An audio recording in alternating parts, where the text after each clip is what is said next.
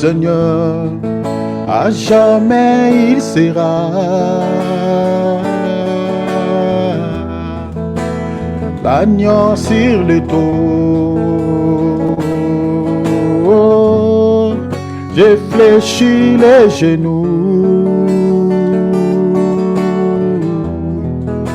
pour l'adorer lui seul. Oh, à jamais il sera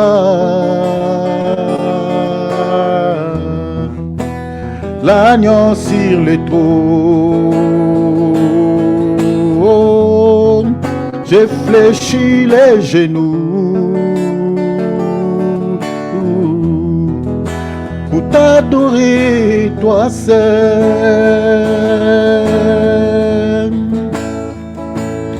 Je veux chanter la gloire est du ressuscité, l'agneau immolé nous a rachetés pour Dieu. Je vais chanter, on y va.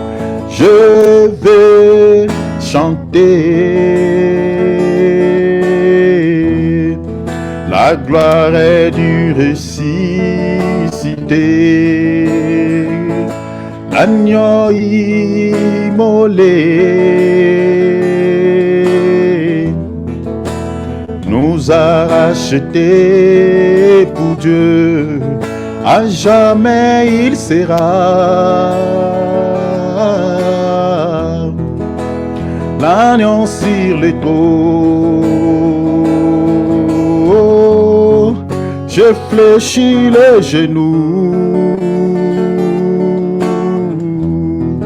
pour l'adorer lui seul. Encore une fois de plus, à jamais il sera. À jamais tu seras l'agneau sur le trône. J'ai fléchi les genoux pour t'adorer toi seul.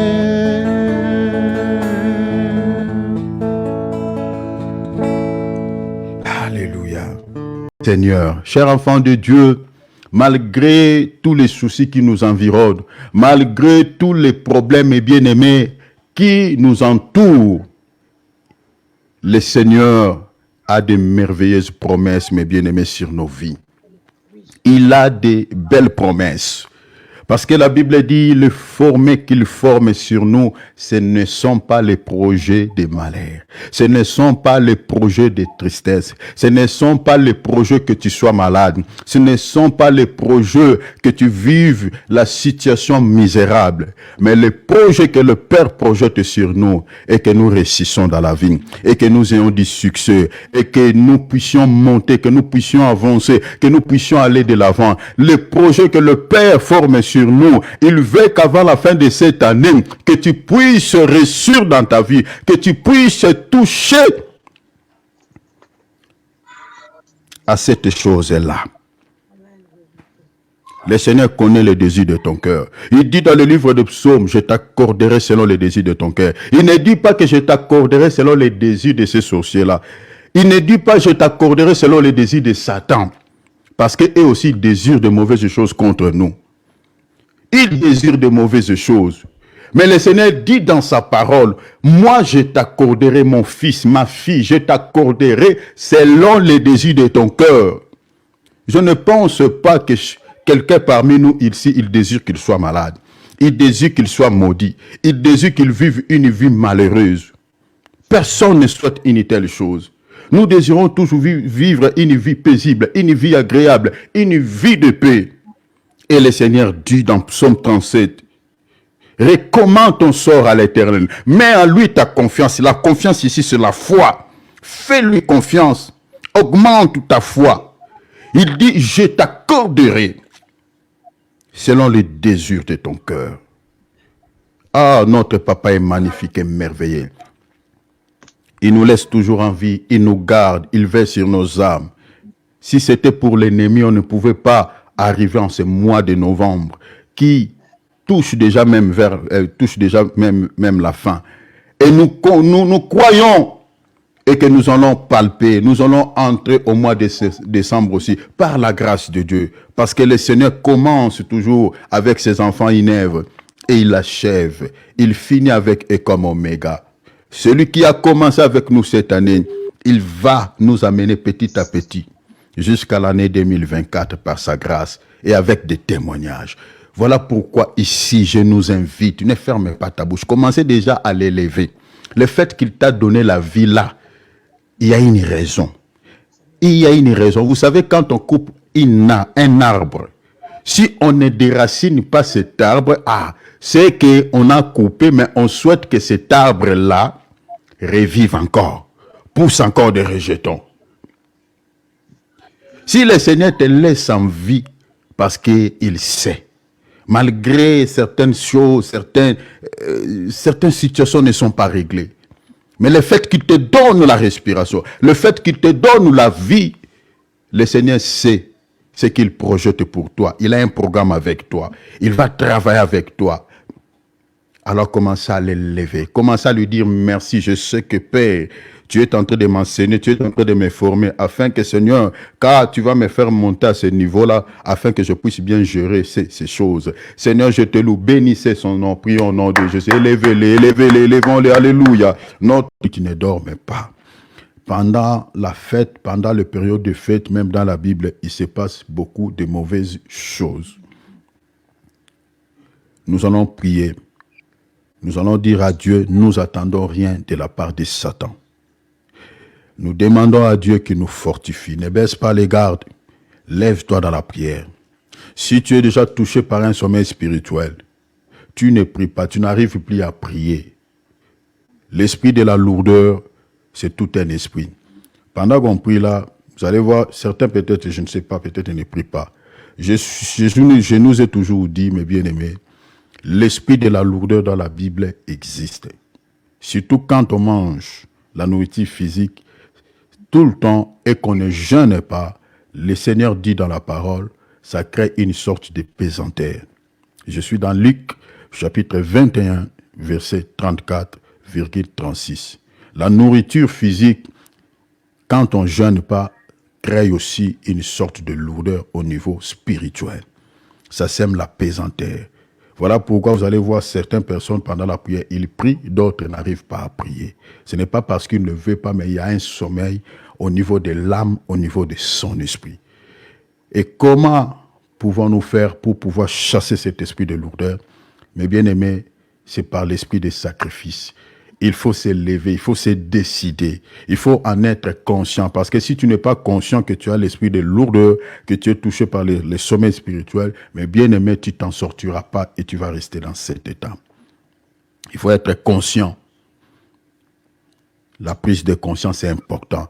Et cette prise de conscience va te pousser, mais maintenant, à fournir des efforts pour pouvoir prier, pour pouvoir jeûner, pour pouvoir faire des sacrifices, afin que tu demeures dans la présence de Dieu. Nous n'avons pas deux voies, nous n'avons pas quatre voies pour pouvoir atteindre Dieu, pour pouvoir parler avec Dieu. Nous n'avons qu'une seule voie que le Seigneur nous a laissée sur la terre pour pouvoir entrer en contact avec lui, c'est la voie de la prière.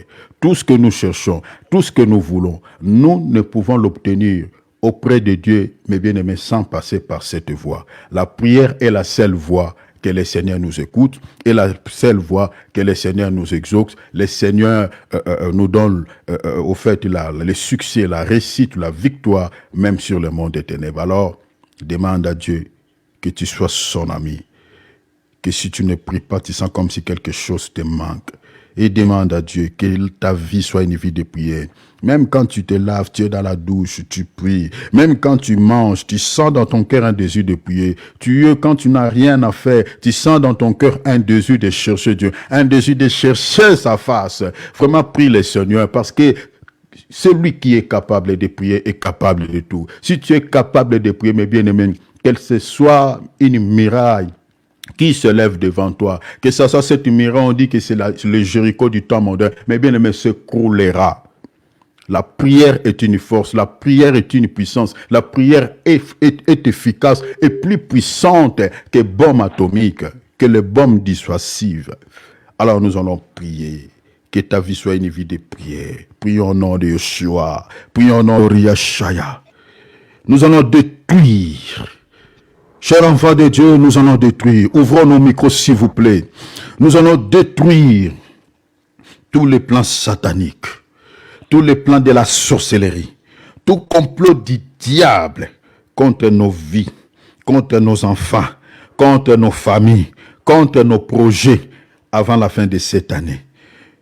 Tous les jours, mes bien-aimés, je suis toujours stupéfait quand je suis sur les réseaux sociaux. Ce que je vois, mes bien-aimés, je suis toujours stupéfait, je suis toujours étonné. Je vois tout le temps des communiqués nécrologiques. Le diable est en train de faire beaucoup de mal aux gens. Beaucoup de mal. Mais quand tu regardes les enfants de Dieu, il y a beaucoup d'enfants de Dieu qui se laissent traîner par des distractions, qui se laissent alors que l'ennemi ne se distrait pas. L'ennemi travaille, il lance ce coup. Et beaucoup des enfants de Dieu, au lieu de prier, au lieu de chercher Dieu, ils dorment. Ils sont sur la télé, ils sont sur les réseaux sociaux en train de se laisser distraire. Ils ne prient plus. Ils n'ont pas la vie de sacrifice. Ils ne jeûnent plus. Et le monde des ténèbres ne dormait pas. Nous allons prier. Nous allons empêcher à celui-ci d'opérer dans nos vies. Nous allons mettre hors d'état de nuire le diable et tous ses collaborateurs. Qui sont-ils ces collaborateurs? Ce sont des gens qui sont dans la magie noire, dans la sorcellerie. Ce sont des occultistes. Ce sont ces gens-là qui sont considérés dans Matthieu 13 comme étant les fils de Satan. Le Seigneur l'a déclaré dans sa bouche. Il dit livrés. Ce sont les fils du malin, les fils du diable. Leurs objectifs, c'est d'empêcher la croissance du blé. Qui sont-ils le blé? Ce sont les enfants de Dieu. Le Seigneur dit, le blé, ce sont les enfants de Dieu. Mais l'ennemi n'a pas semé livré loin des enfants de Dieu. Il a semé livré au milieu des enfants de Dieu. Mais bien aimés, tels que nous sommes là, même dans nos familles, les ivrés sont là. Dans nos ensembles, ils ne sont pas loin de nous. Ils sont là. Mais l'objectif, c'est quoi? La Bible dit, quand le blé atteint la maturation, l'ivraie parie aussi. L'ivraie n'a pas entendu que le blé soit d'abord récolté. Mais l'ivraie parie au même moment que le blé. Mais bien aimé, lorsque le Seigneur nous élève, lorsqu'il y a la gloire, lorsqu'il y a les succès, c'est à ce moment-là, les ivraies aussi s'élèvent pour combattre, pour pouvoir faire des attaques. Et que devons-nous faire? Nous devons, mes bien-aimés, être comme les enfants d'Israël dans Néhémie, chapitre 1, chapitre 2, chapitre 3, chapitre 4. La Bible dit pendant qu'ils étaient en train de bâtir, de construire les temples, ils n'utilisaient pas des mains. La Bible dit une main, ils construisaient les temples et l'autre main, ils tenaient des armes. Pendant que tu es en train de bâtir ta vie, pendant que tu es en train de construire ta vie, mais bien aimé, n'utilise pas les deux mains. Les mains ici, c'est le langage. Ne sois pas juste concentré, tu dis j'ai bâti ma vie. Tu négliges, tu déposes les armes à terre. L'arme, c'est la prière. Pendant que tu es en train de chercher comment est-ce que tu vas réussir avant la fin de cette année, tu multiplies des efforts. Mais bien aimé, n'oublie pas la prière qui est ton arme. Parce qu'il y a des Sambala et des Tobija. Ils ne sont pas loin. Ils viendront pour te décourager. Ils viendront pour t'empêcher. Ils viendront.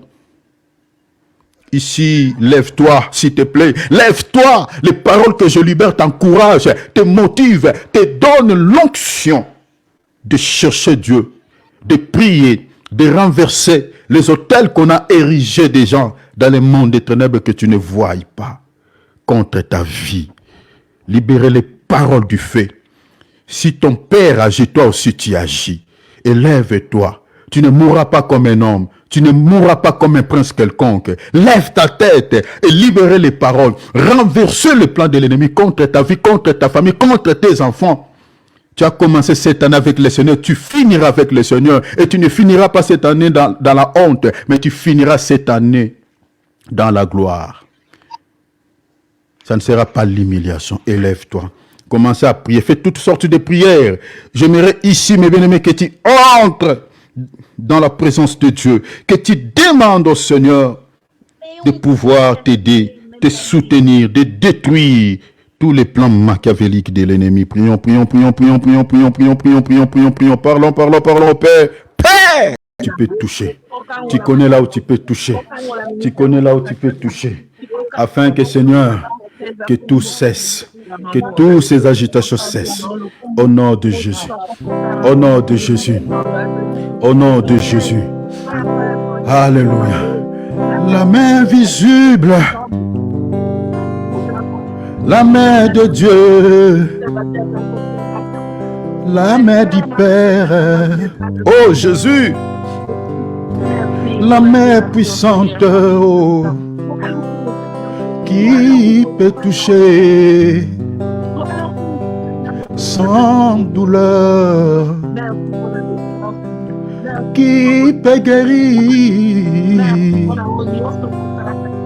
sans cicatrice. Oh, la main visible, oh. Touche-nous, la main de Dieu, oh. La main puissante, oh. La main divine, Papa, qui peut toucher sans douleur, qui peut guérir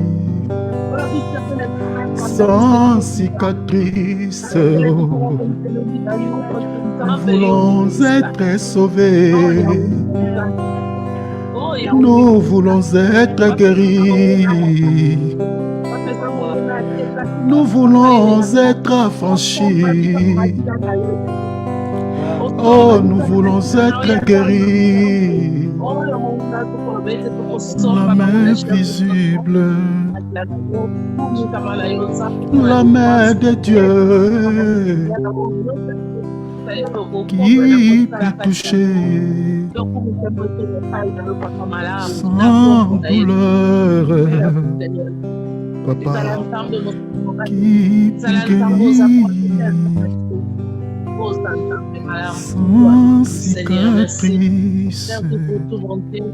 Merci pour tout mon roi. Merci Adonai El Shaddai. Je sens une forte onction, je sens une forte onction. Alléluia. Je prie le Seigneur que cette onction que le Seigneur a fait couler pendant ces temps de prière, a fait descendre au milieu de nous, fasse un travail dans la vie de chacun, au nom de Jésus. Marekataria Shina, Mabrokataria Shene, que cette onction ressuscite tous ceux qui sont morts dans nos vies, tous les domaines que l'ennemi a enterrés. Que cette onction commence à redonner, à redonner, à redonner vie dans le nom de Jésus. Dans le nom de Jésus. Loya brabo sunamaro shaya. Oh, alléluia. Merci notre Père. Merci notre Père. Merci Jésus. Merci Jésus. Tu nous aimes. Il n'y a personne qui nous aime comme toi. Merci Papa. Acclamons-les. Donnons-lui gloire. Donnons-lui gloire. Donnons-lui gloire. Alléluia. Alléluia. Alléluia. Alléluia. Alléluia. Alléluia. Merci Papa. Merci l'agneau de Dieu. Faisons comme d'hab, chers enfants de Dieu.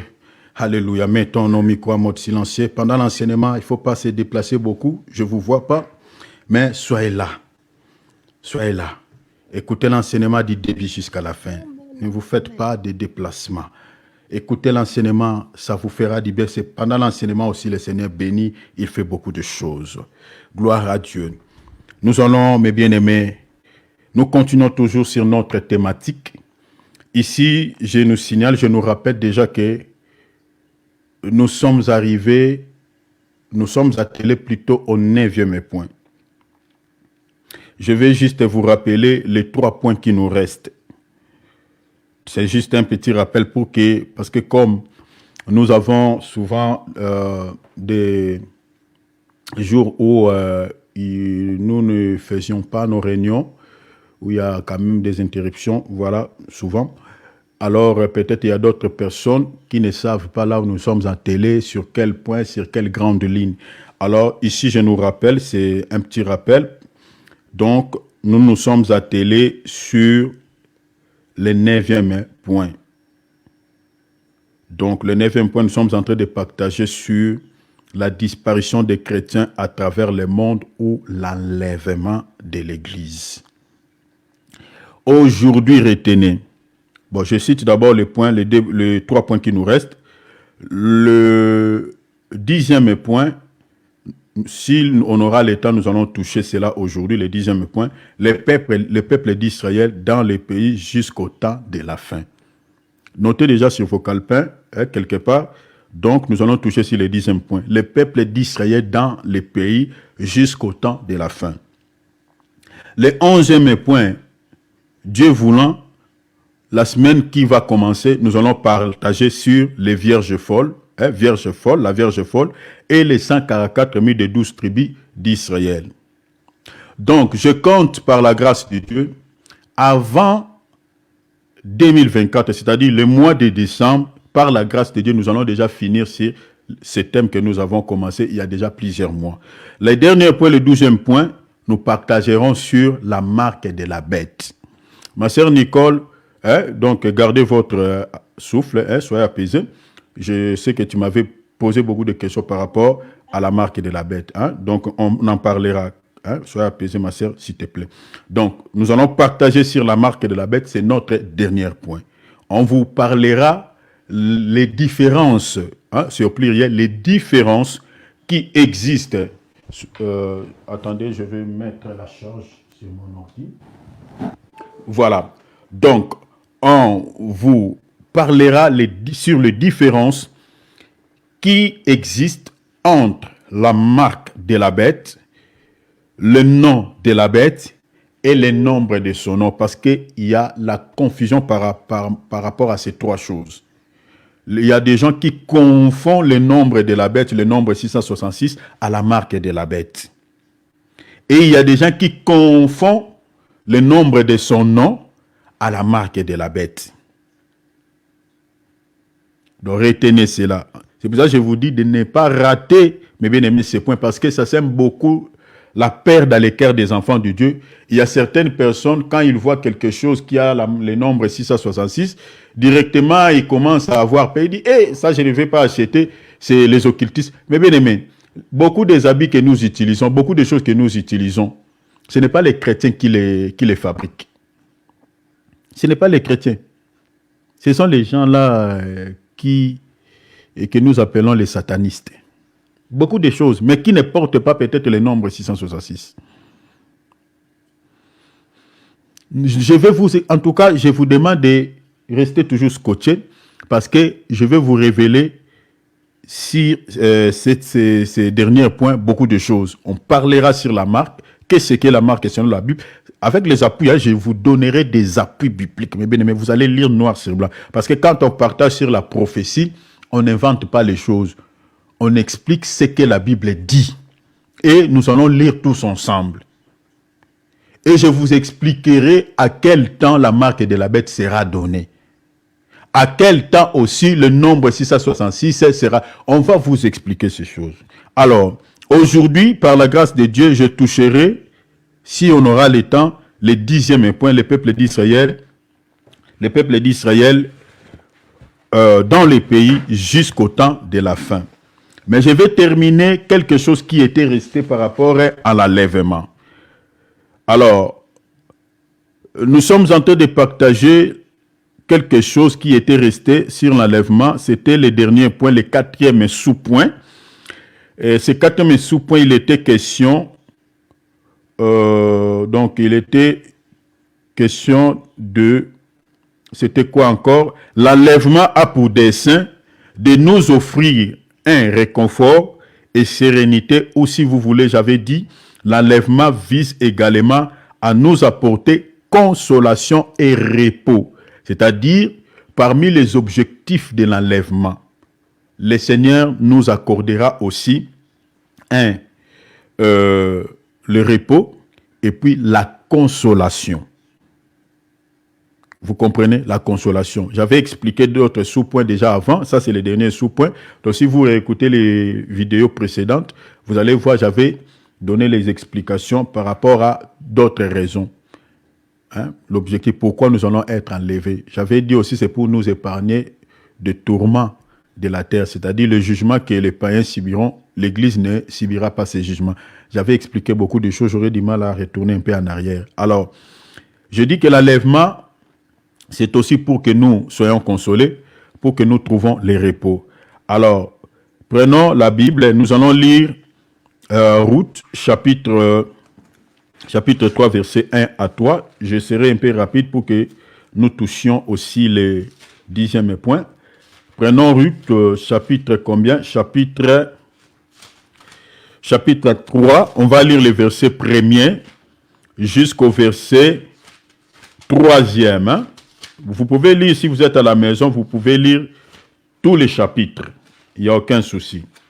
Vous pouvez lire tous les chapitres parce que c'est une belle histoire de notre sœur Ruth, parce qu'elle est l'ancêtre de Jésus-Christ dans la chair, la sœur Ruth. Elle est moabite et n'était pas juif, mais elle fait partie de l'ancêtre de Jésus-Christ. Alors, j'ai lu Ruth chapitre 3, verset 1er jusqu'au verset 3e. La Bible dit, Naomi, sa belle-mère. Donc, Naomi était la belle-mère de Ruth. Donc, le mari de Ruth ici était mort. Hein? Son mari était mort parce que, je vais paraphraser un tout petit peu l'histoire. Naomi, il y avait la famine à Bethléem. Et du coup, Naomi avait un mari qui s'appelait Elimelech. Il avait jugé bon de pouvoir quitter Bethléem parce qu'il n'y avait plus du pain, il y avait la carence, il y avait la famine. Et ils étaient partis dans le pays des Moab à la quête du pain. Et quand ils sont allés là-bas, ils étaient partis avec leurs deux enfants, Malchon et Kiljon. Ces deux enfants de Naomi avaient épousé des femmes. Donc, l'un avait épousé Ruth, l'autre avait épousé Orpa. Alors, ces deux enfants, d'abord, le mari de Naomi était mort au pays de Moab. Il était enterré là-bas. Et Kiljon aussi et Malchon étaient aussi décédés au pays de Moab. Et Naomi était restée sans mari et sans enfant. Maintenant, ces deux belles filles se sont attachées à elle. C'était après 10 ans, si vous lisez à partir du chapitre 1, vous allez comprendre ce que je suis en train de dire.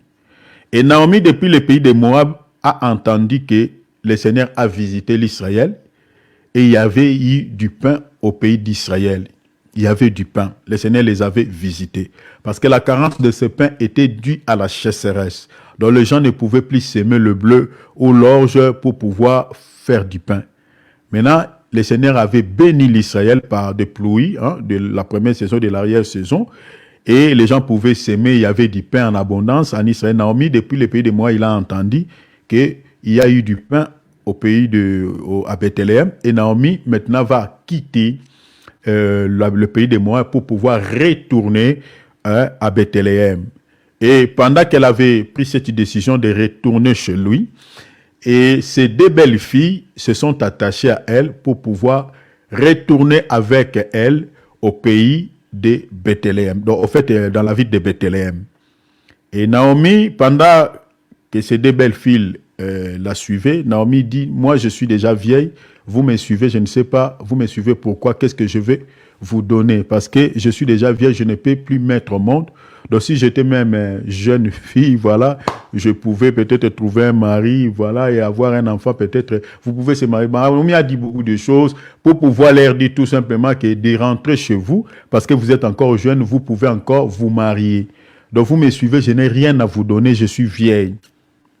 Alors parmi ces deux belles filles, Orpa, ces paroles l'avaient beaucoup touchée. Elle a quitté Naomi, elle retourne chez elle, tout en pleurant. Mais Ruth s'est attachée à Naomi, elle s'est dit, Naomi, moi je ne te quitterai pas.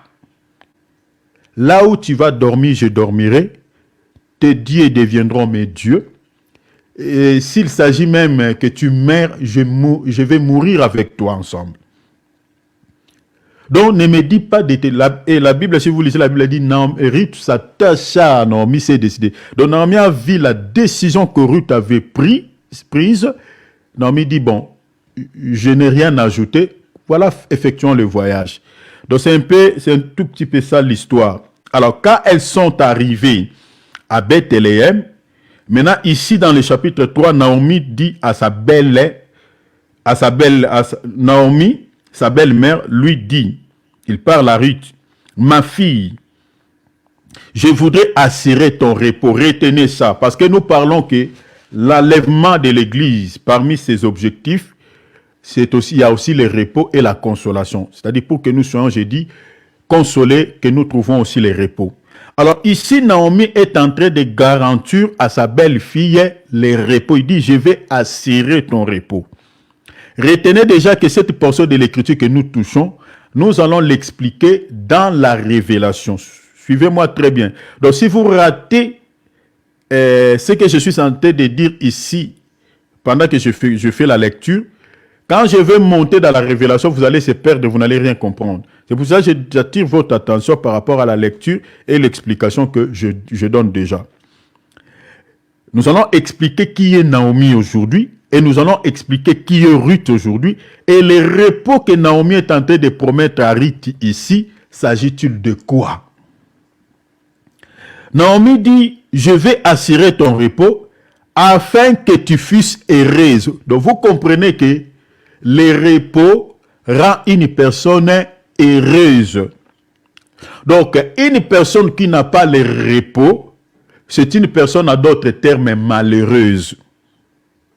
C'est ça ce que vous devez comprendre par rapport à ici. Parce que ici, Naomi dit, je voudrais assurer ton repos afin que tu fusses heureuse. Donc, dans un autre langage, Ruth n'était pas heureuse, elle était malheureuse. Donc, une personne qui n'a pas le repos, c'est une personne malheureuse. Comme nous sommes là, nous les chrétiens sur cette terre, qui est remplie de violence, qui est remplie de mauvaises choses, nous ne pouvons pas dire, mes bien-aimés, nous sommes heureux. Loin de là. Nous allons vivre, mes bien-aimés, le bonheur lorsque le Seigneur nous accordera le repos. Mais avec ce corps corruptible, mes bien-aimés, même si le Seigneur te donne beaucoup d'argent, même si le Seigneur te donne les biens matériels à gogo, tu ne seras jamais heureux, mes bien-aimés, sur la terre, sur ce monde auquel le diable règne.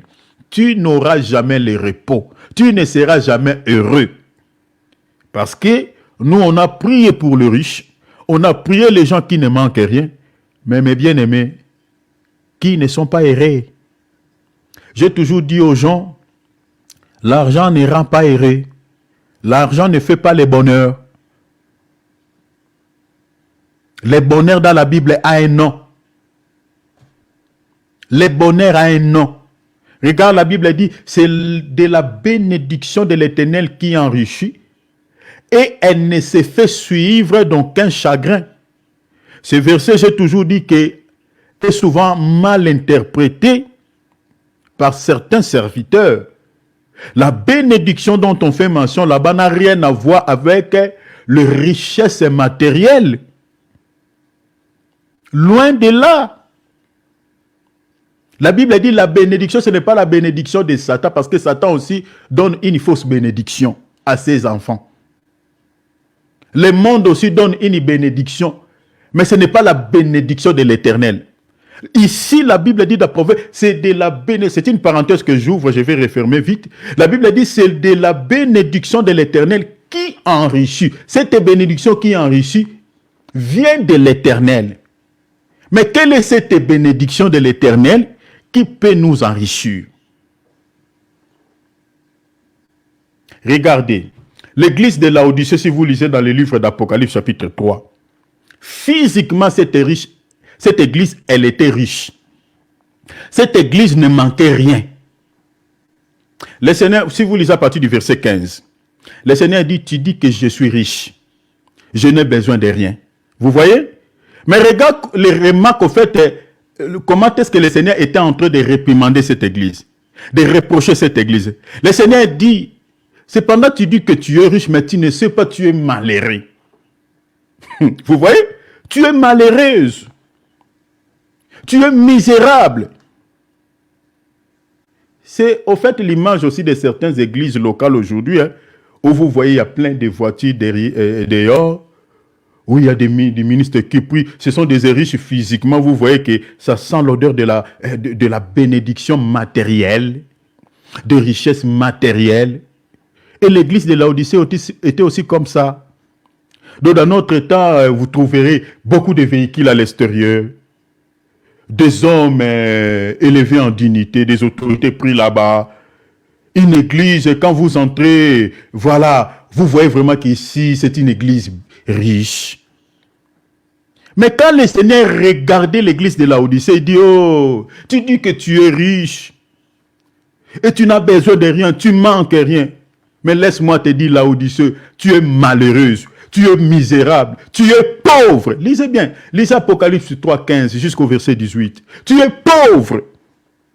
Mais dans le verset 18, le Seigneur dit, si tu veux être riche, il dit à l'église de Laodicée, il dit, regarde, si tu veux être riche, je te conseille d'acheter de moi l'or éprouvé par les faits. Ah, donc pour que tu sois riche aux yeux de Dieu, si tu veux devenir riche aux yeux de l'Éternel, il faut posséder l'or éprouvé par le feu. Vous voyez?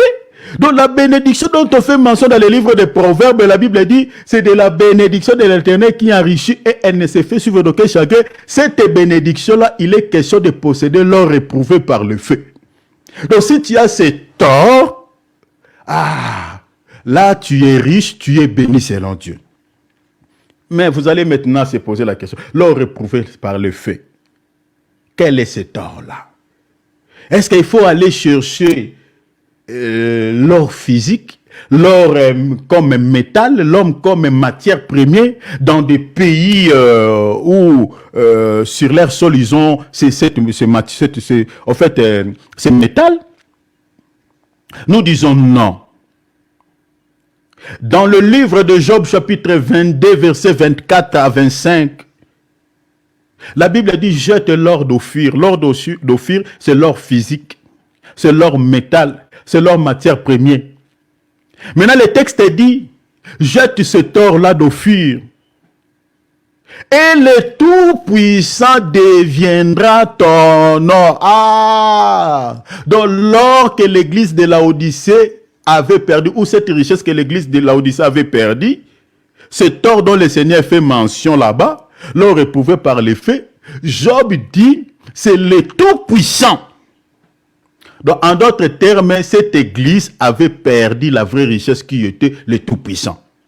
Donc, une personne qui n'a pas la parole, parce que la parole c'est lui Jésus, la parole c'est lui le Tout-Puissant, qui n'a pas la parole, il peut avoir le matériel, il peut avoir toutes les richesses de ce monde. Selon Dieu, il est pauvre. Parce qu'il n'a pas la vraie richesse. Qui est la présence de Jésus, qui est la parole. C'est pour cela dans le livre des psaumes dit, oui, le bonheur et la grâce m'accompagneront tous les jours de ma vie. Donc, si tu veux être heureux, si tu veux que le bonheur t'accompagne, il faut posséder quoi? L'or éprouvé par les faits que j'explique le Tout-Puissant. C'est-à-dire, aujourd'hui, c'est la parole que nous recevons. Alors, ici, Naomi est en train de dire à sa belle-fille, Je vais assurer ton repos afin que tu fusses heureuse. Donc Naomi est en train de promettre à sa belle-fille le repos, et ce repos-là accordera à sa belle-fille le bonheur. Donc vous comprenez que, mes bien-aimés, le repos que le Seigneur nous accordera le jour de l'enlèvement, c'est pour que nous soyons aussi heureux. Mais bien aimé, au ciel, il n'y aura pas de malheureux. Auprès de Dieu, nous serons heureux. Vous comprenez? Nous allons vivre ce que dit la Bible, les bonheurs. Le mot bonheur aura son sens ce jour-là. Ici sur la terre, mes bien-aimés, quand quelqu'un dit que voilà, il est heureux, elle est heureuse, mes bien-aimés, le bonheur n'existe pas sur la terre. Parce que les gens qui ont tout, qui ne manquent rien, mes bien-aimés, ont des problèmes, mes bien-aimés, compliqués, que les richesses n'arrivent pas à résoudre cela. L'argent ne résout pas tous les problèmes.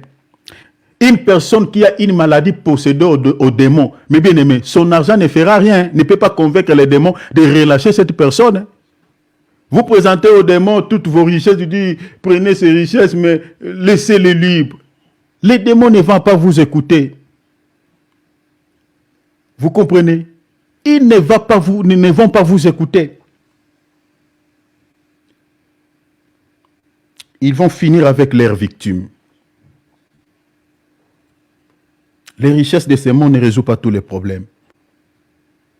Aujourd'hui, il y a des cancers diaboliques qui tuent même les riches. Plusieurs riches sont morts par cette maladie. Il y a des maladies que les médecins s'étonnent, même ils disent, mais j'ai fait mes études, mais on ne nous a pas appris de tels symptômes. Je ne sais quoi faire ici. Je ne sais quel médicament je peux donner.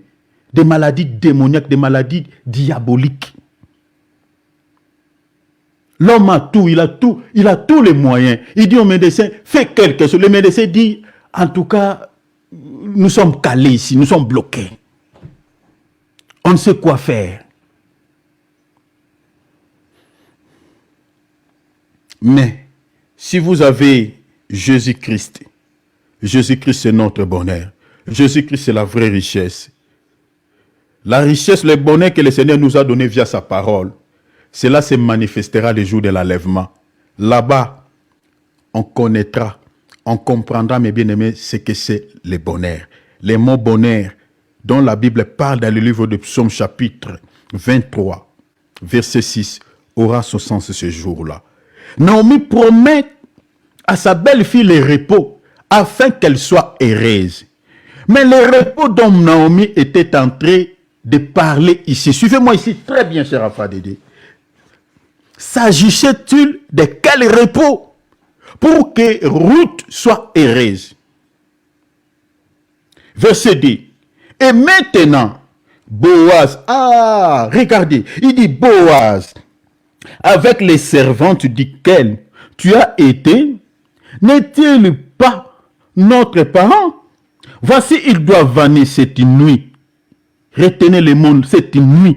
Les orges, retenez ce temps, c'est important. Les orges qui sont dans l'air. Verset 3, retenez le verset 3. Lave-toi, oins-toi, puis remets tes habits. Retenez ces trois choses. Notez cela même sur vos calepins. La seule condition, Naomi avait demandé à Ruth, sa belle-fille, pour que celle-ci puisse posséder le repos, puisse trouver le repos. La seule condition qu'elle avait donnée à sa belle-fille, c'était ces trois choses. Elle a demandé à sa belle-fille de se laver, de pouvoir appliquer l'huile sur son corps et de pouvoir mettre ses habits sur son corps. Il dit, je vais assurer ton repos. Mais une seule condition que je te donne, tu dois te laver, tu dois appliquer l'huile et puis tu vas mettre tes habits sur ton corps. Et le repos, il était question quoi? Il dit, et descends à l'air. Tu ne te feras pas connaître à lui jusqu'à ce qu'il ait achevé de manger et de boire. Vous pouvez faire la lecture jusqu'en bas, mais je vous épargne de faire une longue lecture. Regardez ici Le repos que Naomi était en train de promettre à sa belle-fille, il était question du mariage. Naomi voulait donner à sa belle-fille un homme, voulait accorder à sa belle-fille le mariage. Ici, il y a beaucoup de choses à dire dans la doctrine. Une femme qui n'est pas mariée, elle n'a pas le repos. Selon la parole, elle n'a pas le repos.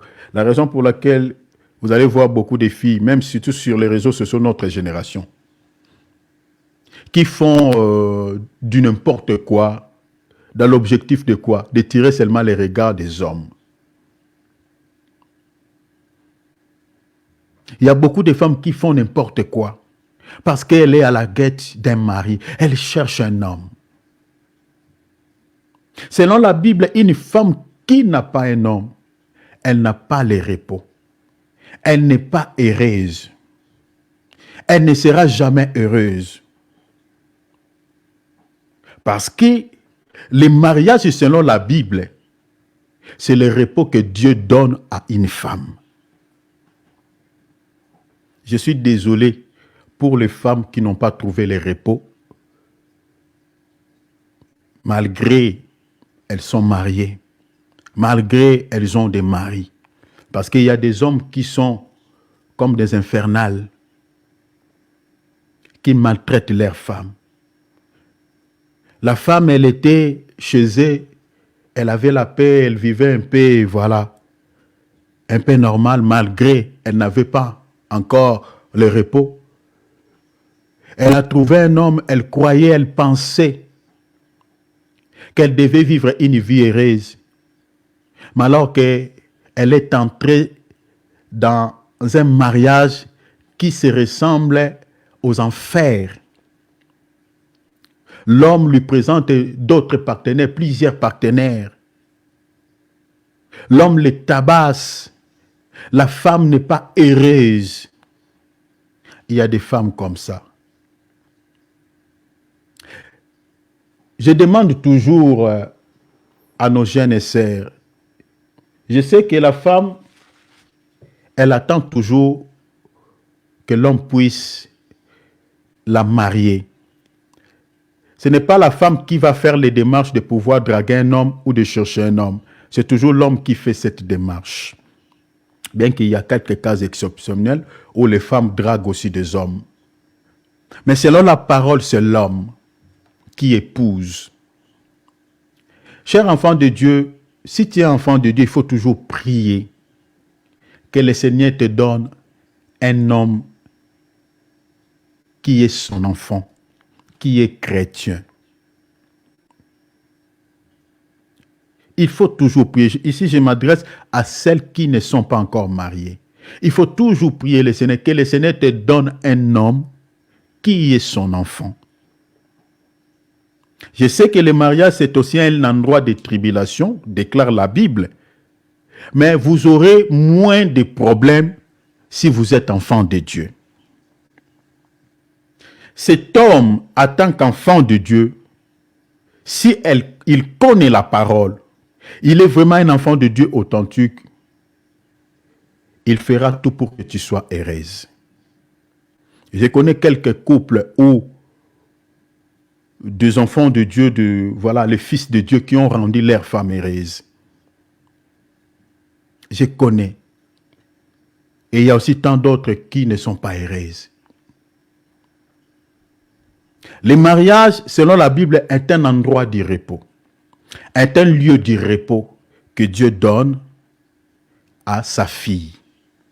Ce n'est pas un lieu où l'homme va faire la boxe avec sa femme. Ce n'est pas un lieu où, voilà, c'est comme l'Ukraine et la Russie où il y a tout le temps de guerre, tout le temps de soucis. Non, c'est un endroit de repos. Le mariage pour une femme, c'est le repos. Si une femme, elle était un peu mince chez elle, elle était un peu comme ci, comme ça, mais dans le mariage, la femme peut avoir voilà, une apparence où les gens, quand ils vont regarder sa vie avant le mariage, et sa vie après le mariage, il faut que les gens constatent quand même un changement. Malheureusement, souvent, d'autres femmes vivent le changement, le contraire du changement. La femme, elle avait quand même très bonne santé chez eux, mais dans les mariages, elle a perdu ses qualités. Cette femme-là, elle n'a pas trouvé le repos. C'est pour cela qu'il faut beaucoup prier. Parce que le mariage, c'est un lieu où le diable attend beaucoup. Hein? Le diable combat beaucoup de gens dans ce domaine du mariage. Il y a beaucoup qui ont réussi dans la vie, mais ont échoué seulement dans les mariages. C'est un lieu où le diable crée pas mal de soucis. Il faut vraiment beaucoup prier de trouver une bonne femme et un bon mari. Parce que le mariage est l'image du repos que Dieu donne surtout aux femmes. Et cette image, c'est aussi l'image que le Seigneur accordera à sa fille que j'explique l'Église, ou à sa femme que j'explique l'Église. Parce que l'Église, il faut comprendre que c'est la fille de Jésus, c'est en même temps aussi la femme de Jésus. Je n'ai pas le temps de vous expliquer tout en détail, mais c'est comme ça. L'Église est la fille, elle est aussi la femme. Donc l'inceste dans la Bible, sur le plan spirituel, est autorisé. C'est pour cela même, dans le christianisme, on ne se marie pas avec les païens. On marie nos propres sœurs. On se marie entre nous. Sur le plan spirituel, là, l'inceste est autorisé. Pas physiquement. Jésus aussi s'est marié avec sa propre fille. C'est comme Abraham. Sarah était sa sœur dans la chair comme ça. Alors, ici, le repos ici, il faut comprendre que c'est le repos que le Seigneur nous accordera. Alors, qui est-elle Naomi? Qui est-elle Ruth? Et qu'est-ce qui représente ce repos? Et ces trois éléments ici que Naomi a demandé à Ruth. L'eau, c'est laver. L'huile, les vêtements représentent quoi aujourd'hui? Cela représente quoi? Retenez déjà, Naomi est l'image des ministres de Dieu, des serviteurs de Dieu. Un serviteur de Dieu est une femme. Sur le plan spirituel, souffrez un peu avec mon langage. Tout ministre de Dieu, tout serviteur de Dieu qui prêche la parole, c'est aussi l'image des femmes, ou l'image au fait de femmes, ou l'image de Naomi, notre sœur, qui est entrée au fait de préparer Ruth pour le mariage. Donc Ruth, c'est l'image de l'Église. Si vous lisez par exemple dans 1 Thessaloniciens chapitre 2, verset 7 à 8, la Bible dit « Mais nous avons été pleins de douceur au milieu de vous, de même qui ne nourrissent, prend un tendre soin de ses enfants. Nous aurions voulu dans notre vive affection pour vous, non seulement vous donner l'évangile de Dieu, mais encore nos propres vies, tant vous nous étiez devenus chers. » Donc ici, l'apôtre Paul se présente comme étant une nourrice. Vous voyez? Donc comme étant une femme qui a ses enfants. Hein? Regardez même dans Galates ici, c'est bien expliqué. La Bible dit « Mes enfants », hein? Galates chapitre 4, verset 19. « Mes enfants », l'apôtre Paul s'adresse aux chrétiens, mais il les appelle les enfants. Il dit, mes enfants, pour qui j'éprouve de nouveau le douleur de l'enfantement, jusqu'à ce que Christ soit formé en vous. Donc ici, l'apôtre Paul, en tant que l'image de tous les ministres de Dieu, de tous les serviteurs de Dieu, se présente comme une femme qui éprouve les douleurs de l'enfantement pour ses enfants. Donc, un ministre de Dieu ou un serviteur de Dieu, il est l'image d'une femme. Parce qu'un ministre de Dieu enfante aussi comme une femme, mais il enfante spirituellement, par la parole. Si vous lisez dans Jacques chapitre 1, verset 18, la Bible dit, il nous a engendrés selon sa volonté par la parole de la vérité, afin que nous soyons en quelque sorte les prémices de ses créations. Donc, il nous a engendrés par quoi? Par la parole.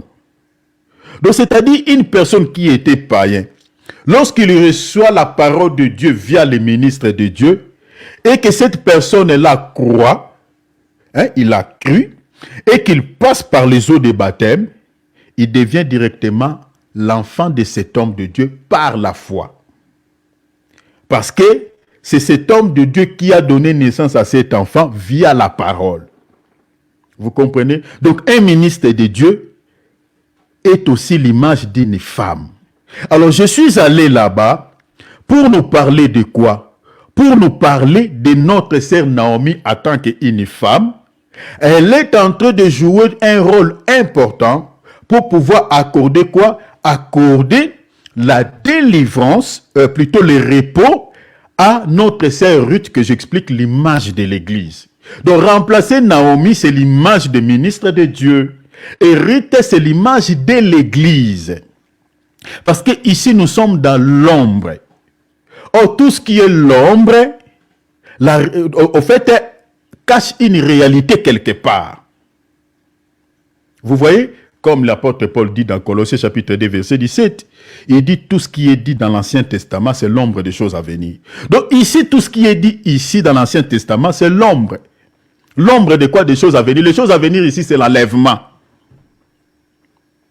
Donc ce que Naomi est en train de faire dans la vie de Ruth cache la pensée de Dieu. C'est l'image du véritable repos que le Seigneur accordera à notre sœur Ruth, que nous expliquons l'Église. Et le jour où le Seigneur nous accordera ce repos, c'est le jour où nous connaîtrons ce qu'on appelle bonheur. Mais le repos là, c'est ça ce que Naomi dit ici, le mariage. Le mariage qui aura lieu entre Ruth et Boaz. Boaz, ici, selon ce passage, c'est l'image du Seigneur Jésus-Christ. Parce que c'est lui le véritable Boaz en tant qu'homme qui va épouser Ruth. Parce que le ciel, c'est pour que nous puissions entrer dans les mariages, comme j'avais dit. C'est parmi les objectifs aussi de l'enlèvement. Pour que nous puissions entrer dans les mariages avec le Seigneur Jésus-Christ. Vous voyez? Et c'est ce jour-là que le Seigneur nous accordera ce qu'on appelle les repos. Vous voyez, les repos. Mais il y a 3 conditions. La première condition, on a dit à la sœur Ruth, si tu veux entrer dans les mariages, tu dois d'abord te laver. Tu dois mettre l'huile sur ton corps et tu dois aussi t'habiller. L'eau représente quoi? L'eau, c'est l'image de la parole. L'huile représente quoi? Vous savez que l'huile, dans la Bible, représente 2 choses. Parce que l'huile, c'est aussi l'image du parfum dans la Bible. Or, le parfum, c'est l'image de la prière. Mais l'huile représente aussi le Saint-Esprit ou l'Esprit de Dieu. C'est-à-dire, cette femme-là, qui aura le repos, qui vivra le repos, c'est cette femme, la femme qui a l'Esprit, ou qui a la vie de l'Esprit. Et les vêtements, je vous ai déjà enseigné ici sur les vêtements. Les vêtements représentent quoi? Les bonnes œuvres. Je suis dans Apocalypse chapitre 19, versets 7 à 8. Lui, il représente le Saint-Esprit. Si vous lisez Luc chapitre 4, verset 17. Vous pouvez lire même 1 Samuel chapitre 16, verset 13. Quand on avait déversé l'huile sur la tête de David, la Bible dit l'Esprit de Dieu saisit David. Et le Seigneur dans Luc, il dit quoi? L'Esprit du Seigneur est sur moi. Il parle de l'Esprit. Et puis il dit, il m'a oint. Donc vous comprenez que l'huile, c'est l'image du Saint-Esprit. Et l'eau, c'est la parole.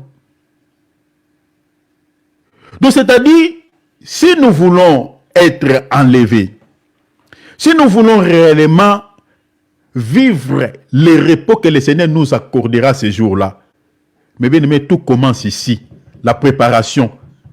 Il faut écouter ce que Naomi est en train de te dire. Naomi ici, c'est celui qui vous prêche la parole. Je suis une femme, je suis Naomi, qui est en train de vous préparer, ou c'est l'image de tous les serviteurs de Dieu qui vous prêchent la bonne parole, qui vous prépare pour que vous puissiez vivre quoi? Les repos que le Seigneur accordera à sa femme le jour de l'enlèvement. Cette femme qui a la parole, qui a l'eau, cette femme qui a l'esprit, qui a l'huile, qui a la vie de l'esprit, cette femme qui a les habits, qui n'est pas nue, comme l'église de Laodicée, le Seigneur dit, tu es nu. Ne sois pas cette femme-là, ne sois pas cette église-là, mais sois cette femme qui est habillée aux yeux de Dieu. Les habits, c'est la vie de sainteté. Les habits, c'est la vie de pureté, la vie de la crainte du nom du Seigneur. Lorsque vous manifestez les bons fruits, les bonnes œuvres, aux yeux de Dieu, vous êtes habillés. Mais si vous n'avez pas toutes ces choses, vous n'avez pas la parole dans votre cœur, vous n'avez pas l'huile et la vie de l'esprit, vous n'avez pas le vêtement, vous ne pouvez pas espérer que le jour d'enlèvement, le Seigneur viendra aussi vous chercher pour vous accorder le repos. La raison pour laquelle nous sommes comme Naomi, nous sommes en train de vous préparer. Nous sommes en train de vous préparer, de vous dire ceci. Gardez la parole. Méditez la Bible. Cherchez la connaissance de la parole. Depuis les lieux de vos demeures. Ne restez pas tout le temps sur vos télés. Ne restez pas tout le temps en train de se traîner vers les distractions. Le 24 heures que Dieu vous donne, partagez cela avec le Seigneur. Accordez aussi un temps à la parole. Méditez la parole de Dieu. Écoutez la parole de Dieu. Parce que votre salut éternel en dépend. En dépend. Le Seigneur dit, vous sondez les Écritures. Parce que vous pensez de trouver en elle quoi? La vie éternelle. Le Seigneur ne viendra pas chercher cette église qui n'a pas la parole. Il viendra chercher Ruth qui a l'eau. Parce que le rôle de la parole, c'est de pouvoir... Vous savez, ici Naomi dit à Ruth, lave-toi. Vous savez, de manière même physique, chers enfants de Dieu, tels que nous sommes là, nous avons l'habitude de se laver. Même moi, avant de faire cette émission, je me suis lavé. Peut-être vous êtes là aussi. Le matin, vous êtes allé à la douche. Pourquoi on se lave? On se lave pour pouvoir être toujours propre. Hein? Et devant l'eau, personne reste avec ses habits. Devant l'eau tel que nous sommes là, tous on reste nus. Tous on reste nus. Chers enfants de Dieu, devant la parole, on ne reste pas avec les enfants. La parole est une non. Le rôle de la parole devant l'homme bien-aimé, on reste comme ça. Pourquoi? Parce que la parole de Dieu a la capacité de nous nettoyer, d'enlever toutes les saletés qui est dans notre âme. On ne cache rien devant la parole. Si tu sais que tu as une saleté dans ton cœur, tu ne caches pas devant la parole. Parce qu'on cache notre nudité par les vêtements. Mais quand on se présente devant l'eau, on se déshabille. Quand on se présente devant la parole, on ne cache rien. On reste comme ça devant le Seigneur. On reste dans la sincérité. On se présente tel qu'on est. Seigneur, je suis sale. J'ai ça dans mon cœur. Si tu écoutes la parole de Dieu et que ce que la parole de Dieu dit et que cela se trouve dans ton cœur, et que la parole de Dieu condamne l'impudicité, et que tu es dans l'impudicité, et que la parole de Dieu condamne les mensonges, et que tu es dans ça, et que la parole de Dieu condamne cette chose-là, et que tu te retrouves dedans. Ne cache pas, ne te cache pas. Reste comme ça, que la parole de Dieu puisse te nettoyer. Accepte cette vérité, accepte cette eau, qu'elle te lave. Ne cache pas tes saletés. Je suis désolé aujourd'hui, les gens devant l'eau, ils cachent leur nudité. La parole de Dieu est prêchée. Et cette parole-là a ciblé quelques saletés dans les cœurs. Mais la personne ferme son cœur. Il garde ce vêtement sale. Il garde son cœur. Il dit non, je ne veux pas me déshabiller. Je ne veux pas te dévoiler tout ce qui est au-dedans de moi. Il cache, il garde ses saletés. Mais bien aimé, vous savez, si vous vous lavez avec les vêtements, il y a des saletés qui resteront cachées dans votre corps. Parce que vous voulez cacher votre nudité par les vêtements. Mais si tu te restes comme ça, tout uni, l'eau qui descend sur ton corps aura le pouvoir de toucher partout dans ton corps et d'enlever toutes les saletés qui sont sur ton corps. Devant la parole de Dieu, mes bien-aimés, ne cache rien. Acceptez la parole de Dieu dans sa totalité, comme une eau, pour que cela te lave tout entière. Pour que cela enlève toutes les saletés qui est dans ton âme. Pour que cela enlève toutes les saletés qui est dans ton corps. Regardez, mes bien-aimés, Bathsheba, qui était la femme d'Uri. David était sur le toit. Elle va projeter les regards dans l'eau. Elle verra Bathsheba, une femme qui se lave tout nue. Qu'est-ce qui avait attiré David de pouvoir récupérer Bathsheba comme femme? Parce que celle-ci, elle s'est retrouvée dans l'eau. Parce que David a vu cette femme, c'est une femme qui aime l'eau.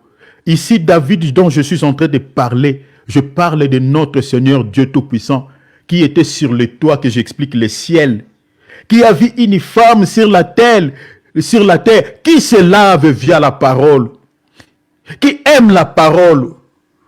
Lorsqu'il écoute la parole, il abandonne cette faiblesse. Lorsqu'elle écoute la parole, elle enlève cette saleté qui est encore à sa gauche. C'est cette femme-là qui attire les regards de Dieu. C'est cette femme-là que David, que j'explique, Jésus, viendra chercher ce jour-là. Il va quitter le toit, il va quitter son palais et descendra et dit, cherche-moi cette femme-là qui se lave dans l'eau. Vous savez, dans la Bible,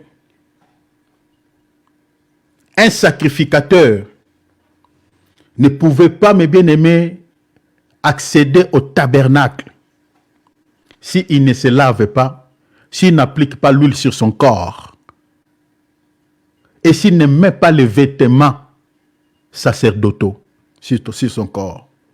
C'est trois choses. Ici, je vais vous donner l'écriture.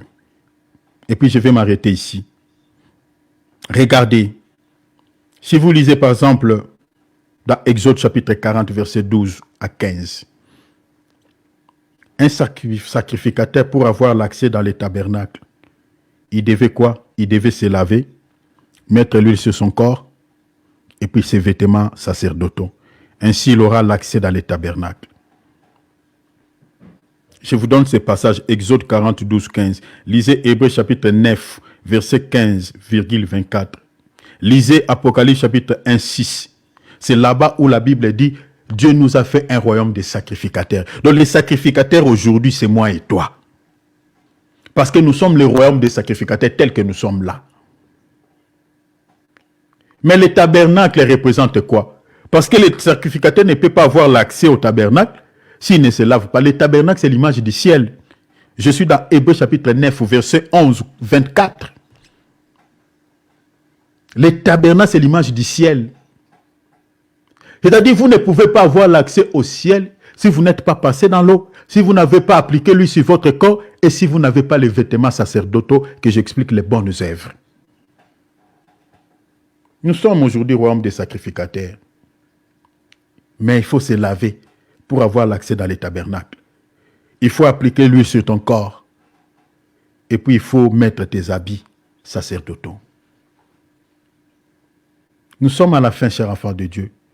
Le ciel est réservé à cette femme qui a l'eau, à cette femme qui a l'huile, à cette femme qui a des vêtements. Vous savez pourquoi les 5 vierges folles n'avaient pas eu l'accès aux noces de l'agneau? Parce qu'il manquait l'eau que j'explique la parole, parce qu'ils n'avaient pas l'huile. Vous comprenez? Chers enfants de Dieu, il faut garder la parole. Ne soyez pas des auditeurs oubliés. Les rôles des ministres de Dieu ici que j'explique, Naomi, c'est pour vous présenter à Christ comme des vierges pures. Je suis dans 2 Corinthiens 11, verset 2. Car je suis jaloux de vous, d'une jalousie de Dieu, parce que je vous ai fiancé. Ici, celui qui parle, c'est l'apôtre Paul, qui est l'image de tout ministre de Dieu. Il dit, je vous ai fiancé à un seul époux qui est Jésus, pour vous présenter. Vous voyez le rôle des ministres de Dieu. C'est pour présenter les chrétiens, présenter l'Église à Christ comme une vierge pure. La virginité ici, c'est la vie de sainteté. La virginité ici, c'est la vie de la crainte du nom du Seigneur. Une personne qui a la crainte de Dieu, devant Dieu, elle est considérée comme une vierge pure. Et c'est cette église-là que le Seigneur viendra chercher. Posez-vous la question, combien de temps que vous méditez la parole? Combien de temps? Combien de temps? Est-ce que la parole que vous écoutez, est-ce que vous la gardez dans votre cœur? Vous la gardez? Est-ce que vous la mettez en pratique? Posez-vous la question. Est-ce que vous avez la vie de l'Esprit? Le Saint-Esprit est saint. Il faut aussi que nous menions une vie de sainteté. Il faut que nous menions aussi une vie de sainteté. Nous avons la vie de l'Esprit. La troisième question, les habits, l'image des bonnes œuvres. Regarde, examine-toi, regarde tes actions, regarde les actes que tu poses. Est-ce qu'il y a des gens qui plairent à ton sujet? Est-ce que tu as des dettes de quelqu'un? Parce qu'il y a des chrétiens qui ont des dettes des gens. Et ces gens-là ne demandent plus. Et ils prennent cet argent-là, ils mangent. Et les gens la plairent. Il y a des gens qui marchent avec la malédiction sur leur vie. Et vous voulez que Dieu vous bénisse, Dieu vous délivre. Par quel miracle? Commencez à réparer d'abord, à restituer ce que tu as pris chez les gens. Regarde tes œuvres. N'entendez pas qu'on te donne une prophétie. Mon frère, ma soeur, Dieu m'a dit, n'entendez pas. Écoute le prophète de ton cœur, la voix de ton cœur. Écoute la voix de ta conscience. Le grand prophète de ta vie, c'est ta conscience. Écoute-les. Les bonnes œuvres. Si ces 3 critères sont remplis, les repos dont on fait mention ici dans le livre de Ruth, le Seigneur nous l'accordera ces jours-là. Et nous serons errés. Pour terminer, Apocalypse 21, verset 3, il dit, « Et j'ai entendu du trône une voix qui disait, « Voici les tabernacles de Dieu avec les hommes. » Qui sont-ils ces hommes? C'est nous. Nous, après l'enlèvement. La Bible dit, il habitera avec eux. Dans les tabernacles ici, comme je vous ai dit. Donc, c'est-à-dire les hommes qui sont entrés ici dans les tabernacles, c'est-à-dire dans les ciels, ce sont des gens qui se sont lavés, comme je vous ai dit, qui ont des vêtements et qui ont appliqué l'huile sur leur corps. Mais regardez ce que Dieu dit. Voici les tabernacles de Dieu avec les hommes. Avec les hommes. Avec les hommes. La Bible dit, il habitera avec eux. Et ils seront son peuple. Et Dieu, lui, sera avec eux. Verset 4, la Bible dit, regardez la consolation. il essuiera toutes larmes de leurs yeux. Aujourd'hui, nous pleurons quand nous sommes malades, quand nous sommes accablés par certaines choses. On pleure, on prie des fois. Le Seigneur nous laisse encore dans ces situations. On demande des fois la délivrance. Des fois, il n'y a pas les changements. Nous continuons à gémir avec ces corps corruptibles. Mais ce jour-là, le Seigneur nous consolera. La Bible dit, il essuiera toutes larmes de nos yeux. La Bible dit, et la mort ne sera plus. Il n'y aura plus la mort. Il n'y aura plus ni deuil, ni cri de douleur. Aujourd'hui, quand nous sommes malades, on est accablé par des douleurs. On a beaucoup de soucis dans ce monde. Mais l'Écriture dit, il n'y aura plus la mort. Il n'y aura ni deuil, ni cri de douleur, car les premières choses ont disparu. Le Seigneur nous consolera. Vous savez, la consolation, c'est quoi selon la Bible? La consolation, c'est lorsque le Seigneur vous donne la solution par rapport à un souci. Une personne qui est malade, lorsqu'on lui donne une solution par rapport à sa guérison, c'est ça ce qu'on appelle la consolation. On est consolé quand on trouve la solution. Donc, c'est-à-dire tous les soucis que nous avons sur la terre, mes bien-aimés, le Seigneur va nous accorder des solutions, mais éphémères. Le Seigneur va nous accorder des délivrances, mais éphémères. Mais la vraie délivrance, la vraie consolation que le Seigneur nous donnera, mes bien-aimés, ça sera ce jour-là. Regardez aujourd'hui, le Seigneur peut ressusciter un mort comme il avait ressuscité Lazare. Mais cette résurrection n'était pas la véritable. Le Seigneur peut vous guérir même du cancer, d'une maladie quelconque. Mais cette délivrance, c'est toujours éphémère parce que un jour, vous allez encore tomber malade. Mais la vraie consolation que le Seigneur nous donnera, ça sera au ciel. La Bible dit, il n'y aura plus ni deuil, il n'y aura plus de douleur, il n'y aura plus de maladie, il n'y aura plus toutes ces choses, tous ces soucis. C'est ce jour où là, mes bien-aimés, on aura la véritable délivrance, on aura la vraie consolation. Je termine ici. Mais si nous voulons vivre ces choses, gardez ces trois éléments que je nous ai dit. Garde la parole dans ton cœur, c'est-à-dire mets la parole en application. Vis selon le Saint-Esprit. La Bible dit, l'Esprit de Dieu est saint, c'est ce que vous êtes. Si l'Esprit Saint habite nos cœurs, nous devons aussi mener une vie qui lui plaît, une vie de sainteté. Garde ça. Troisième des choses, examine ta vie tout le temps, tous les jours. Tes œuvres soient bonnes. Nous sommes au dernier virage. Ne vis pas comme un païen. Ne vis pas comme les gens de ce monde.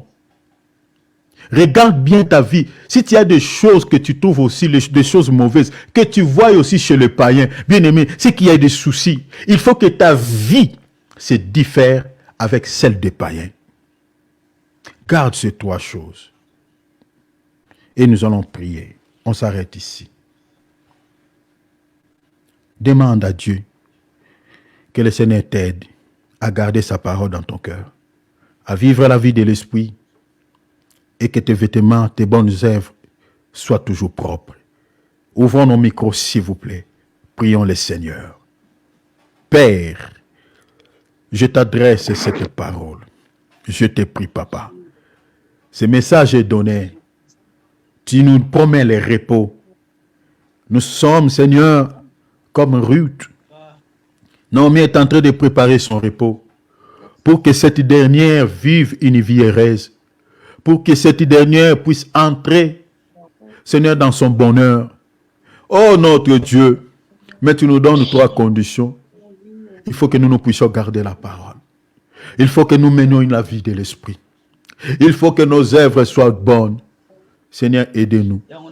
Tout seul, c'est compliqué. Tout seul, on n'y arrivera pas. Ouvrons nos micros, WhatsApp, Zoom. Prie le Seigneur. Tout seul, c'est compliqué. Nous demandons ton aide. Nous demandons ton soutien. Nous demandons ton secours. S'il te plaît, notre Dieu. S'il te plaît, le roi de gloire. Aidez mon frère, ma soeur. Aidez mon frère, ma soeur à remplir ce critère, à remplir ces trois choses. Oh, notre Dieu, Un sacrificateur ne pouvait pas avoir l'accès dans les tabernacles si ce n'est pas lavé au préalable. S'il n'a pas, Seigneur, touché l'eau, s'il n'a pas appliqué l'huile sur son corps, s'il n'a pas, Seigneur, mis ses vêtements sacerdotaux sur son corps. Oh Seigneur, tu nous as fait un royaume de sacrificateurs. Tu veux que, non, Seigneur, nous puissions garder la parole. Tu veux que, Seigneur, nous puissions, Seigneur, appliquer l'huile sur nos corps. Que nous ayons la vie de l'esprit. Tu veux, notre Dieu, que nous puissions, Seigneur, mettre sur nos corps nos habits sacerdotaux afin de pouvoir avoir accès au tabernacle qui est l'image du ciel. Jésus, Jésus, Jésus, le monde auquel nous vivons, les corps que nous possédons est corruptible, a beaucoup de faiblesses, Seigneur, sans ton aide, sans l'aide de l'esprit. Seigneur, c'est compliqué, c'est compliqué, c'est compliqué. Père, aide-nous. Oh notre Dieu, aide-nous. Aide-nous, Seigneur. Aide-nous, Jésus. À mener une vie qui te plaît. À mener une vie qui t'honore. À vivre, Seigneur, à méditer la parole matin, midi, soir. Seigneur, être toujours dans ta présence. Enlève dans nos cœurs, Seigneur, tout esprit de distraction, tout esprit, Seigneur, de toute forme de distraction, des séries télévisées, des nouvelles. Enlève cela au nom de Jésus. Oh Père, soutiens-nous. Aidez-nous, Père. Que ta grâce abonde sur nous. Dans le nom de Jésus. Dans le nom de Jésus. Au nom de Jésus. Nous allons remettre le dimanche entre les mains du Seigneur. Nous allons encore se réunir ici. Prions le Seigneur. Remettons cette soirée entre les mains de Dieu. Que cela soit béni. Remettons nos familles. Mes bien-aimés, ayons l'habitude de bénir les membres de nos familles biologiques. De prier pour eux en leur faveur.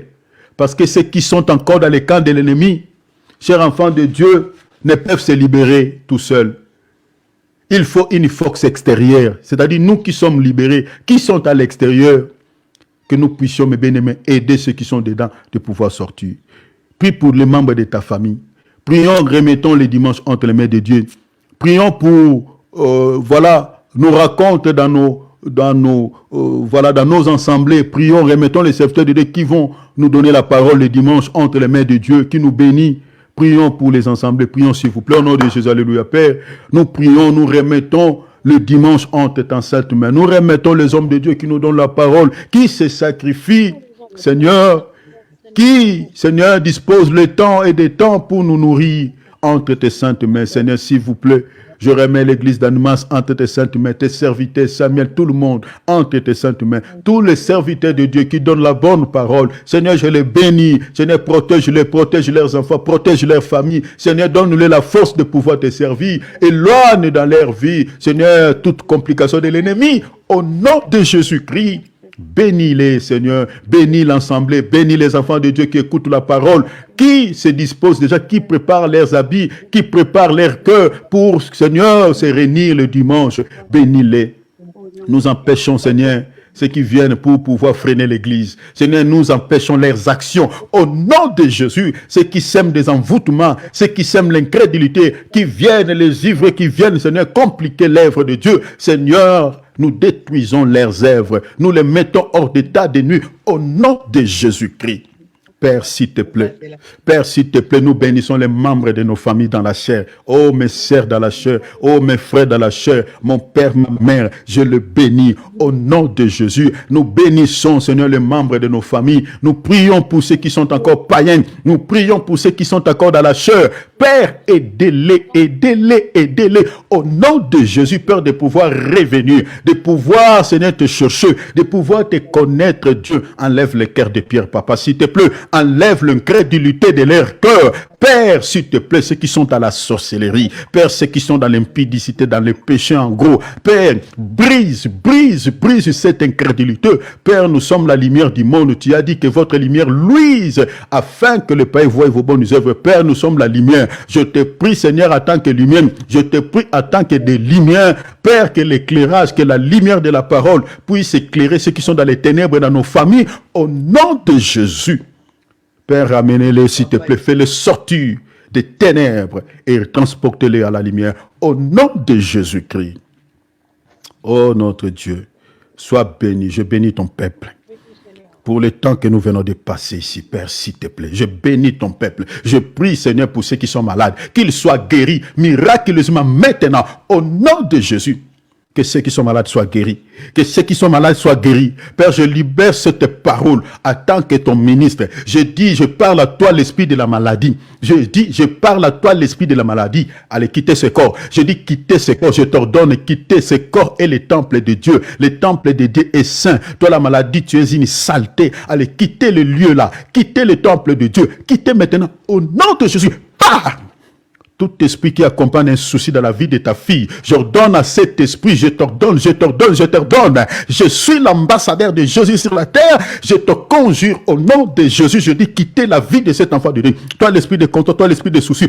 Pas feu, libéré au nom de Jésus.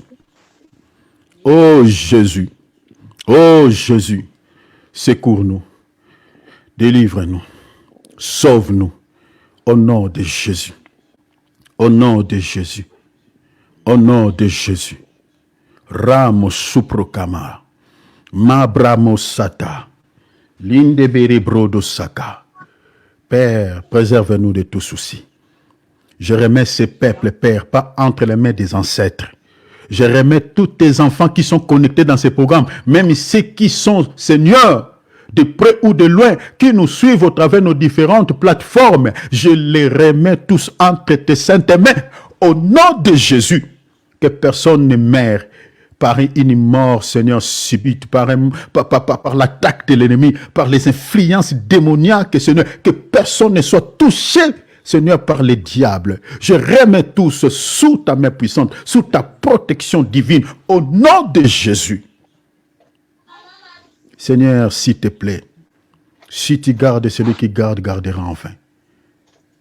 Nous avons fait un parcours de 12 mois et nous sommes en train d'aller vers la fin de l'année. Plus de 365 jours qui n'étaient pas faciles. Mais Jésus, si c'est toi qui as commencé avec nous cette année, nous croyons que tu finiras avec nous cette année dans la paix. Parce que l'Israël t'avait demandé, Seigneur, nous voulons marcher avec toi. Et nous croyons que tu marches avec toi. Même l'année prochaine, par ta grâce, si tu tardes à venir, nous entrerons avec toi. Père, garde-nous sous l'ombre de ta main puissante. Que nos ennemis, dans nos familles, dans nos quartiers, dans nos lieux de travail, qui cherchent notre perte, Seigneur, qu'ils tombent dans leur propre piège. Au nom de Jésus, Père, veille sur nos âmes. S'il te plaît, Père. Père, s'il te plaît. Père, s'il te plaît, veille sur nous. Si tu nous abandonnes, personne, Seigneur, nous protégera. Nous serons exposés. Que ta grâce, Papa. Que ta grâce, Papa. Que ta grâce, Papa. Et ta grande miséricorde, ma part, nous fasse vivre. Amen. Nous fasse vivre. Nous fasse vivre. Merci, Papa, pour toutes choses. À toi l'honneur, à toi la gloire. Au siècle des siècles, que nous avons ainsi prié. Acclamons le Seigneur. Acclamons le roi de gloire. Acclamons notre Dieu. Donnons-lui gloire. Bénissons le Seigneur. Alléluia. Avec des cris de joie. Alléluia. Alléluia. Alléluia. Merveilleux Dieu. Il est magnifique. Gloire à Dieu. Voilà, chers enfants de Dieu, rapidement. Donc, comme je vous ai dit tout à l'heure, nous avons mis un point-virgule sur le 9e point. Et demain, nous allons directement toucher sur le 10e point. Donc, demain, nous allons partager sur le peuple d'Israël dans le pays jusqu'au temps de la fin. Mais bien aimés, je vous demande de me suivre vraiment par rapport à ces petits sujets parce que je vous révélerai beaucoup de secrets qui sont cachés derrière cette grande ligne. Donc, soyons connectés dimanche à 14h30, heure de France, heure d'Afrique. On s'arrête ici. Saluons-nous les uns les autres. Nous sommes la famille de Dieu. Voilà, Babette, sois bénie. Mon frère Patrick, sois béni. Ma maman Adrien, soit bénie. Maman Brigitte, mon amour, soit bénie. Maman Jolie, soit bénie. Et maman Irène, Dieu vous bénisse Michael, tous ceux qui nous suivent en direct, Facebook, soient bénis. Saluons-nous, s'il vous plaît. Alléluia. Soyez bénis à tous. Amen. Soyez bénis, Merci. Amen. Jolie. Amen. Amen. Bénis à Maman Babette. Soyez bénis au Père Patrick. Amen. Merci, mon frère Patrick. Merci beaucoup, frère Patrick. Merci, Babette. Bénis tout le monde. Merci, ma sœur Bernadette. Merci. Je vous aime beaucoup. Merci, ma sœur Irène. Merci beaucoup, ma sœur. Amen. Amen.